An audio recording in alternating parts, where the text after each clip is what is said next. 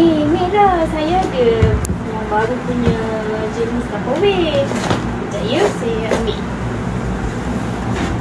Yang ni baru lagi, yang ni design baru. Yang ni kalau ambil 3 set, kita bagi awak 100 je discount. Lepas tu yang ni pun ada juga, kita ada jual set-set yang macam ni. Okey tak? Kalau kita bagi ni cantik, boleh pakai time hari raya. Okey lah cikgu. Cikgu Zah kan nak beli. Tengok-tengok ni ada jual Tupperware warna pink, warna purple. Ni cikgu Zah tengok. Nakak tengok. Yang ni design. Tak adalah baru. Lama dah juga. Tapi boleh je kalau akak nak ambil satu set, kita bagi murah. Yang ni kalau akak tak nak warna ni, kita ada warna kat rumah. Ada je kat rumah, nanti saya ambil. Kita bagi stok. Maaf cikgu, saya simpan lagi.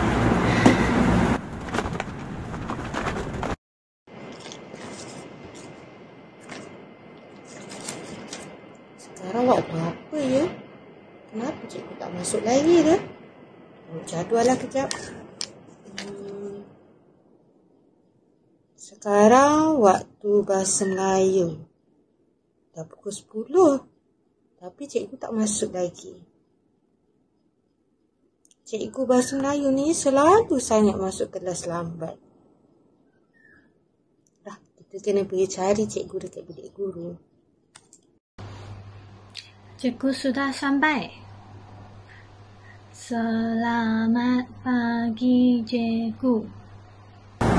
Okey, hari ni cikgu nak awak buka muka surat 55, unit 3.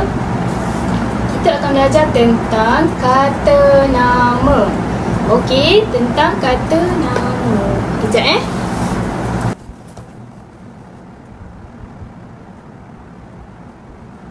awak baca dulu. Nanti saya tengok balik. Baca buku.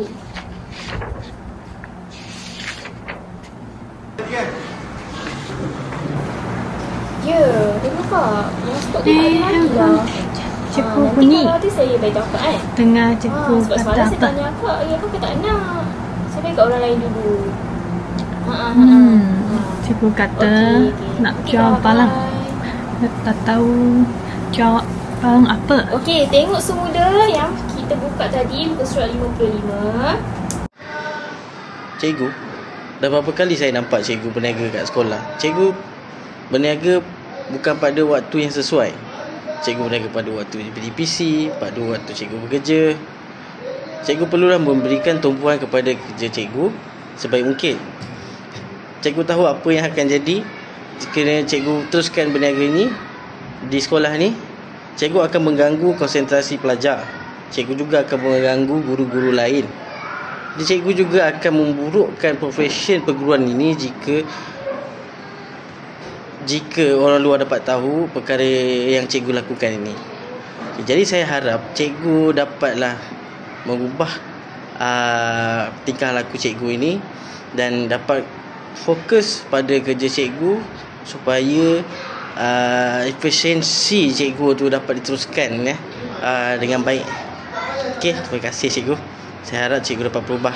Ya cikgu, saya minta maaf. InsyaAllah saya janji saya tak ulang lagi. Saya tahu kesalahan yang saya buat iaitu dengan berniaga sewaktu sesi PDP berlangsung merupakan kesalahan yang tidak wajar saya lakukan. InsyaAllah saya tak buat lagi cikgu. Saya minta maaf cikgu.